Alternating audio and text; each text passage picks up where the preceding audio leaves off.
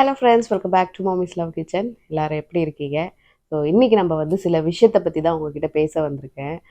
Topic வந்து என்னென்னு பார்த்தீங்கன்னா, மினிமலிஸ்டிக்கான ஒரு வீடு எப்படி நம்ம என்கரேஜ் பண்ணலாம், இல்லை நம்ம எப்படி வந்து அந்த வழிக்கு மினிமலிஸ்டிக்கான ஒரு லைஃப் ஸ்டைலை நம்ம எப்படி அடாப்ட் பண்ணலாம் அப்படின்றது தான் இன்றைக்கி நான் இந்த வீடியோவில் பற்றி பேச போகிறேன்.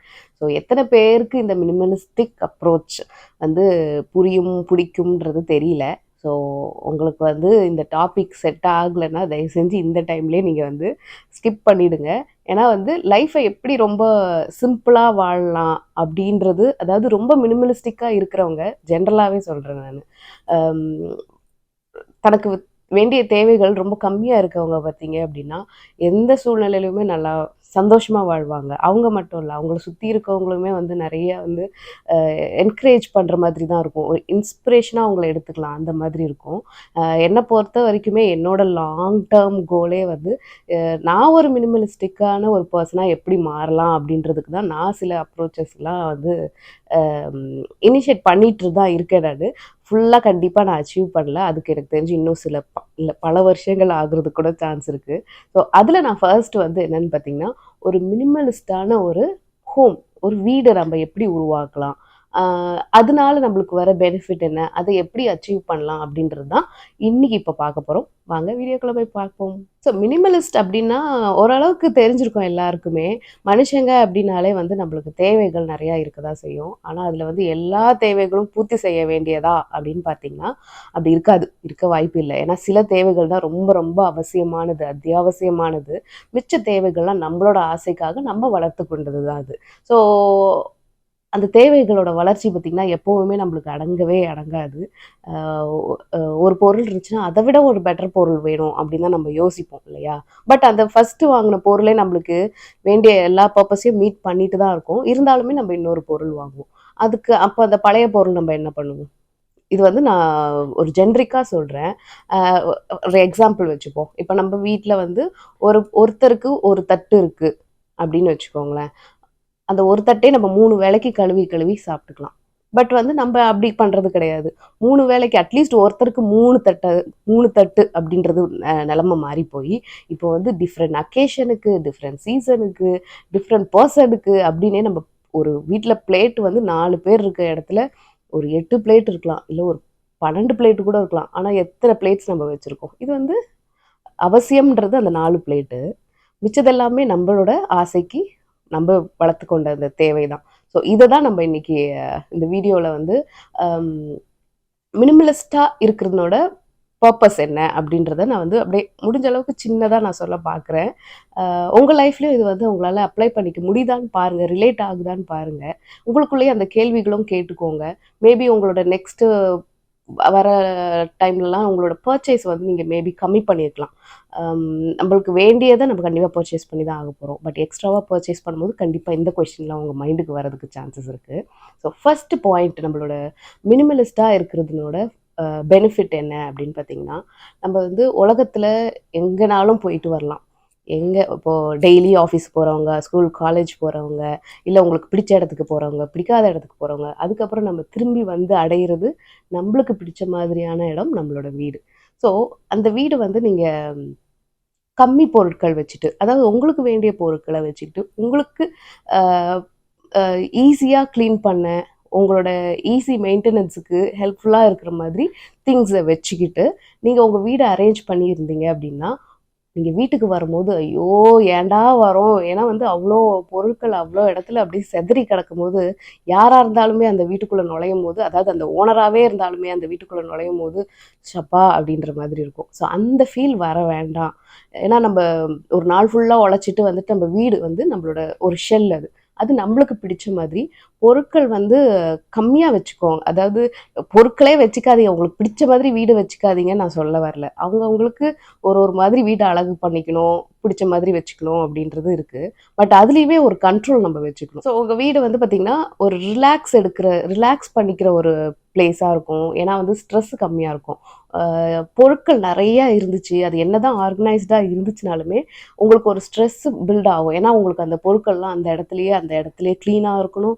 அதே சமயம் வந்து பார்த்தீங்கன்னா, அழகா நீட்டா இருக்கணும். இதுவே நீங்க பொருட்கள் கம்மியா இருந்துச்சுன்னு வச்சுக்கோங்களேன், உங்களுக்கு எல்லாமே ஈஸியா இருக்கும். கிளீனிங், ஆர்கனைசிங், உங்க டைம், உங்க எனர்ஜி எல்லாத்தையுமே நெறைய விதத்துல சேவ் பண்ணலாம்.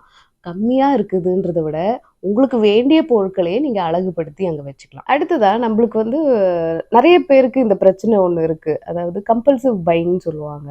ஆ அதாவது நம்ம ஏதாவது ஒரு ஸ்ட்ரெஸ்ஸோ, இல்ல ஒரு ஆங்சைட்டி, இல்ல டிப்ரஷன்ல இருந்தோம் அப்படின்னா, அத சரி செய்றதுக்கு ஏதாவது பர்ச்சேஸ் பண்ணோம் அப்படின்னா, நம்ம மைண்ட் வந்து கொஞ்சம் ரிலாக்ஸ்டா ஆகும் அப்படின்றது. நிஜமாவே இது வந்து நம்ம கண்ட்ரோல் பண்ணிக்க வேண்டிய ஒரு விஷயம் தான். ஏன்னா வந்து நம்ம வீட்ல ஏற்கனவே வந்து அந்த பொருள் இருக்கும். இப்ப நீங்க ஒரு மினிமலிஸ்டிக்கான ஒரு வீட்ட நீங்க ஆர்கனைஸ் பண்ணி அங்கருந்து அந்த மாரி அட்மாஸ்பியர்லேருந்து நீங்க ஒரு ஷாப்பிங் பண்றீங்க, கடைக்கு போறீங்க, இல்லன்னா ஆன்லைன் ஷாப்பிங்கே பண்றீங்க அப்படின்னு வச்சுக்கிட்டீங்கனாலும், உங்களுக்கு தெரியும் உங்க வீட்ல என்ன பொருள் இருக்கு. அது இன்னும் எத்தன வருஷம் வரதுக்கு சான்சஸ் இருக்குன்றது தெரியும். ஸோ கடைக்கு போய் அது அந்த ப்ராடக்ட்டே வந்து உங்களுக்கு இன்னும் பெட்டரான அப்கிரேடடான வெர்ஷன்ல இல்ல அழகா இருக்கு, கியூட்டா இருக்குன்னு சொல்லிட்டு உங்களுக்கு வாங்கணும்னு தோணாது. உங்க மைண்ட் சொல்லும் சப்கான்ஷியஸ் மைண்ட் சொல்லிக்கிட்டே இருக்கும். நம்ம வீட்ல அந்த பொருள் இருக்கு. இன்னும் அது 2, 3 வருஷம் ஓடும். ஸோ இப்போதைக்கு இத பத்தி நீ யோசிக்காத அப்படின்றது உங்க மைண்ட் சொல்லும். ஸோ இதனால வந்து பார்த்தீங்கன்னா, நீங்க கஷ்டப்பட்டு ஏர்ன் பண்ண மணி தேவையான பொருளுக்கு நம்ம ஸ்பெண்ட் பண்ணலாம். தப்பே கிடையாது. பட் தேவையில்லாத பொருளுக்கு எதுக்கு நம்ம அவ்வளோ ஸ்பெண்ட் பண்ணணும்? ஸோ உங்களுக்கு வந்து உங்க மணிய நீங்க சேவ் பண்ணலாம். நெறைய விஷயங்கள் நெறைய தேவையில்லாத செலவுகள கண்ட்ரோல் பண்ணாலே கண்டிப்பா நம்ம வந்து மணி சேவ் பண்ண தான் முடியும். அ நெக்ஸ்ட் வந்து பார்த்தீங்கன்னா, நெறைய பொருள் இருந்துச்சு அப்படின்னா, நீங்க திரும்ப அத மெயின்டெயின் பண்ணணும். இன்னொன்னு வந்து திரும்ப அத சர்விஸ் பண்ணணும். ஏன்னா, நம்ம என்னைக்காச்சும் ஒரு நாளைக்கு தான் அத யூஸ் பண்ண போறோம் அப்படின்றதுனால, அது என்ன கண்டிஷன்ல இருக்குன்னு கூட நம்மளுக்கு தெரியாது. ஸோ, அதனால வந்து நம்ம அதுக்கு ஏதாவது ரிப்பேருக்கு, அப்புறம் மெயின்டெனன்ஸ்க்கு உங்களோட உங்க டைம், உங்க மணி, உங்க எனர்ஜிய குடுக்குற மாதிரி இருக்கும். பட் வந்து நீங்க வேண்டிய பொருள் மட்டும் நம்ம வச்சுட்டு இருந்தோம் அப்படின்னா, உங்களோட கம்மி டைம் உங்க கிளீனிங்க்கும், ஆர்கனைசிங்க்கும் நீங்க குடுத்தாலே போதும். சூப்பரா, பெர்ஃபெக்ட்டா உங்களுக்கு பிடிச்ச மாதிரியே உங்க வீட்ட நீங்க அழகா ஆர்கனைஸ் பண்ணலாம். ஸோ நம்ம மினிமலிஸ்ட்டா இருக்கும்போது வந்து பார்த்தீங்கன்னா, நம்மளுக்கு நம்மளோட கம்ஃபர்ட்ட விட்டு குடுக்குறோமா அப்படின்னு கேட்டா, அது கிடையாது. ஏன்னா நம்மளுக்கு வேண்டிய பொருள அளவா வச்சுக்கிட்டு தான் நம்ம வாழ்றோமே தவிர்த்து, நம்ம வேண்டிய பொருட்கள வேண்டாம் அப்படின்னு சொல்லிட்டு, நம்ம காலத்துக்குலாம் நம்ம போகல. ஸோ கம்ஃபர்ட் இருக்கும். அதே சமயம் வந்து உங்களுக்கு நல்ல ஒரு பீஸ் ஆஃப் மைண்டும் இருக்கும். ஏன்னா பொருட்கள் கம்மியா இருக்கிற இடத்துல, இல்ல ஆர்கனைஸ்டா இருக்கிற இடத்துல, உங்களுக்கு வந்து வாழ்றதுக்கு வந்து எந்த மனுஷங்களா இருந்தாலுமே புது புது தாட்ஸ் வரும். அதுக்கப்புறம் ஒரு ஃப்ரெஷ் தாட்ஸ், ஃப்ரெஷ் மைண்டோட இருப்பீங்க. உங்களுக்கு வந்து ஒரு ஒரு இறுக்கமான ஒரு ஃபீலிங் இருக்காது. நெறைய ஸ்ட்ரெஸ் ஆகுறதுக்கான சான்சஸ் கூடமே உங்களுக்கு வந்து கம்மியா இருக்கும். அ இது மட்டும் இல்லாம வந்து பார்த்தீங்கன்னா, நம்மளுக்கு வந்து ஒரு போதும் அப்படின்ற ஒரு கன்டென்ட்டான ஒரு ஃபீலிங்குமே உங்களுக்கு குடுக்கும். ஸோ என்னைக்கு நம்ம வந்து அந்த கன்டென்ட்டான ஒரு கன்டென்ட்மென்ட் இருக்கு நம்ம லைஃப்லன்றபோது, நம்ம வந்து நம்ம வாழ்க்கையில இருக்கிற சின்ன சின்ன அழகான விஷயங்களெல்லாம் நம்ம வந்து அ பெருசா பார்ப்போம். அது வந்து ரொம்ப கிரேட்ஃபுல்லா நினைப்போம். அதுக்கு தேங்க் பண்ணுவோம். அதுக்கப்புறம் நம்ம லைஃப் வந்து நெறைய விஷயத்துல சின்ன சின்ன விஷயத்துல நம்மளுக்கு வந்து அது இம்ப்ரூவைஸும் ஆகும். ஸோ நம்ம வந்து மினிமலிஸ்டிக்கா வாழ்றதுக்கான பர்ப்பஸ் என்ன, பெனிஃபிட்ஸ் என்ன அப்படின்றத பார்த்தோம். பட் இப்போ இத அச்சீவ் பண்றதுக்கு நம்ம என்னலாம் பண்ணலாம் அப்படின்றத நான் உங்களுக்கு சிம்பிளா 4 பாயிண்ட்டா சொல்லிடுறேன். மினிமலிஸ்டிக்கா ஒரு வீட்ட ஆர்கனைஸ் பண்றது, இல்ல ஒரு வாழ்க்கைய நம்ம அமைச்சுக்கிறதுன்றது ஒரு பெரிய டாபிக். அது வந்து நான் உங்களுக்கு முடிஞ்ச அளவுக்கு ஷார்ட்டா சொல்லிடுறேன். ஸோ உங்க லைஃப்ல நீங்க அத அப்ளை பண்ணணும்னா அப்ளை பண்ணிக்கோங்க. ஸோ ஃபர்ஸ்ட் ஒன் என்ன அப்படின்னு பார்த்தீங்கன்னா, நீங்க மினிமலிஸ்டிக்கா உங்க வீட்ட அமைக்கணும் அப்படின்னா, நீங்க மட்டும் நெனச்சா கண்டிப்பா அது பத்தவே பத்தாது. உங்க வீட்ல உங்க கூட வாழ்றவங்களும் சேர்ந்து அத நெனைக்க வைக்கணும். ஏன்னா நீங்க மட்டும் மினிமலிஸ்டிக்கா இருந்துட்டு மிச்சவங்கலாம் வாங்கி அ குமிக்கிற ஆட்களா இருந்தாங்கன்னு நெனச்சுக்கோங்களேன், உங்களுக்கு அகைன் அது ஒரு ஸ்ட்ரெஸ் ஆயிடும். ஸோ மினிமலிஸ்டிக்கா இருக்கிறதுக்கான ம் அ பெனிஃபிட்ஸ் என்ன? அத நீங்க எப்படிலாம் எந்த விதத்துலலாம் நீங்க அத சேவ் பண்றதுக்கு ஹெல்ப்ஃபுல்லா இருக்கு? எப்படி உங்க டைம சேவ் பண்ணலாம்? எப்படி அத இன்னொரு ஒரு நல்ல விஷயத்துக்கு அத யூஸ் பண்ணலாம்? அப்படின்றது வந்து நீங்க உங்க வீட்ல இருக்கவங்களோட கம்யூனிகேட் பண்ணிக்கோங்க. ஸோ கண்டிப்பா இத நம்ம சொன்னோம் அப்படின்னா, நெறைய பேரு புரிஞ்சுக்கிற நிலைமையில தான் இருப்பாங்க. ஏன்னா, எல்லாருக்குமே வந்து நம்மளோட ஹார்ட் ஏர்ன் மணிய வந்து தேவையில்லாத விஷயத்துக்கு, தேவையில்லாத பொருட்களுக்கு நம்ம ஸ்பெண்ட் பண்ணணும்னு யாரும் யோசிக்க மாட்டோம். ஒரு கிளாரிட்டி உங்களுக்கு வந்துருச்சுன்னா, அத உங்க வீட்ல இருக்கவங்களோட கம்யூனிகேட் பண்ணிட்டு, இது வந்து ஒரு ஃபேமிலி ப்ராஜெக்ட்டா எடுத்துட்டு போங்க. நீங்க மட்டும் எடுத்துட்டு போறது ரொம்ப ரொம்ப கஷ்டம். ஸோ அதனால உங்க மனசுல இருக்கிறத உங்க கூட இருக்கவங்க கூடயும் கம்யூனிகேட் பண்ணி ஒரு சேம் லெவல் ஆஃப் திங்கிங்கில் நீங்கள் இதை ஒரு ஃபேமிலியாக அப்ரோச் பண்ணீங்க அப்படின்னா இது வந்து ஈஸியாக அட்டென்ட் பண்ணுற மாதிரி. ஸோ நீங்கள் உங்கள் வீட்டை வந்து மினிமலிஸ்டிக்காக நீங்கள் மாற்றிட்டு ஆர்கனைஸ் பண்ணிட்டு இருக்கீங்க அப்படின்னா நீங்கள் வந்து எப்போவுமே ரூம் பை ரூமாக போங்க. ஒரே டைமாக சைமல்டேனியஸாக எல்லா ரூம்ஸ்லையும் கை வைக்காதீங்க. அதே மாதிரி ஒரு ஈஸியான ரூம்ல இருந்து கஷ்டமான ரூமுக்கு நீங்கள் நேவிகேட் ஆகுற மாதிரி இருக்கணும். ஏன்னா வந்து இப்போ கிச்சன் பார்த்தீங்கன்னா அது இருக்கிறதுலே கஷ்டமானது, நீங்கள் வந்து அதை மினிமலிஸ்டிக்காக மாற்றுறதுன்றது. ஸோ அது வந்து நீங்கள் லாஸ்ட்டில் வச்சுக்கோங்க. ஃபர்ஸ்ட்டில் வந்து பார்த்தீங்கன்னா நீங்கள் லிவிங் ரூம்லலாம் நம்ம நிறைய பொருட்கள் வச்சிருக்க மாட்டோம். போர்ச் அந்த மாதிரி இடத்துல நிறைய பொருட்கள் இருக்காது. ஸோ அந்த இடத்துல நீங்கள் வந்து எவ்வளவு மினிமலிஸ்டிக்காக மாற்ற முடியுமோ அதை வந்து ஆர்கனைஸ் பண்ணிட்டு நீங்கள் even before and after picture கூட நீங்கள் வச்சுக்கோங்க. உங்களுக்கே பார்க்கறதுக்கு என்கரேஜிங்காக இருக்கும். அது மட்டும் இல்லாமல் உங்களை சுற்றி இருக்கவங்களுக்குமே காமிக்கிறதுக்கு அவங்களும் என்கரேஜ் பண்ணுற மாதிரி தான் இருக்கும். ஸோ நெக்ஸ்ட் வந்து பார்த்தீங்கன்னா, ஸோ நம்ம ஒரு ரூம் முடிச்சுட்டு இன்னொரு ரூம் போகிறோம். ஸோ ஒவ்வொரு ரூம்லையும் நீங்கள் ஒரு பொருளை நீங்கள் எடுத்து உங்களுக்குள்ள இந்த கேள்விகள் எல்லாம் கேட்டுக்கோங்க. நீங்கள் மினிமலிஸ்டிக்காக உங்கள் இடத்த மாற்றும் போது இந்த கேள்விகள்லாம் ஒரு பொருளை கையில் எடுத்து நீங்கள் பார்த்து கேளுங்க. ஃபர்ஸ்ட் இந்த பொருள் நம்ம கிட்ட வேணுமா அப்படின்றது, நம்மளுக்கு இந்த பொருள் யூஸ்ஃபுல்லாக இருக்குமா அப்படின்ற ஃபர்ஸ்ட் ஒரு கேள்வி கேட்டுக்கோங்க. ஸோ நெக்ஸ்ட் வந்து இந்த பொருள் நான் இந்த ரூமை தவிர்த்து வேற ஏதாவது ரூம்ல வச்சு நான் ரீயூஸ் பண்ணிக்க முடியுமா அப்படின்றத கேட்டுக்கோங்க.